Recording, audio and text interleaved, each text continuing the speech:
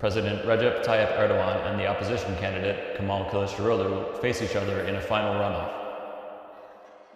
The winner of this election will have to reckon with an unstable economy and a nation still devastated by the earthquakes which killed thousands in February.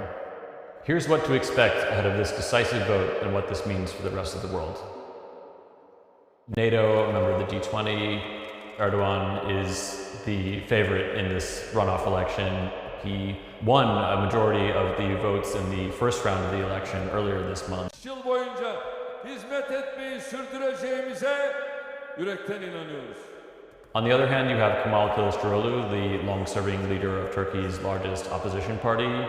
He came into the first round of the election with high hopes that he could win in the first round by winning 50% outright. He failed to do so, and so he enters the second round at a significant disadvantage. 90% of eligible voters turned out.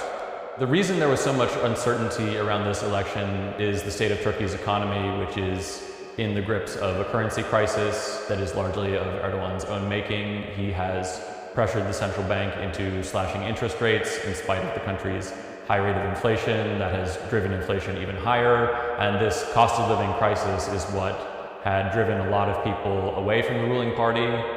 The other reason is the earthquakes in February that devastated a 200-mile stretch of southern Turkey. And there was really an outcry over the death toll in those earthquakes. It killed more than 56,000 people in both Turkey and Syria. The response to the earthquakes largely broke down along political lines, where existing supporters of the government still supported the government. They trust the government to rebuild.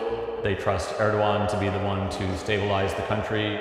There were very few people who changed their minds based on the earthquake. Evlerimiz yıkıldı, evet. Yenisini yapacağım dedi, yapacaktım. Kılıçdaroğlu bir yıl içinde ücretsiz yapacağım diyor ama biz buna inanmıyoruz. The same is true of the economy, where a lot of people that I've spoken with, more influential leaders, especially in the crisis between Russia and Ukraine. He has been a mediator in that crisis in terms of brokering a deal between Russia and Ukraine to unblock food exports from Ukraine that brought down the price of food around the world last year. He's also holding up the expansion of NATO by blocking Sweden's accession to the alliance over his concerns about alleged Kurdish militants that he says are living in Sweden. He's also one of the more influential leaders in the Middle East. He's expanded Turkish influence around the world.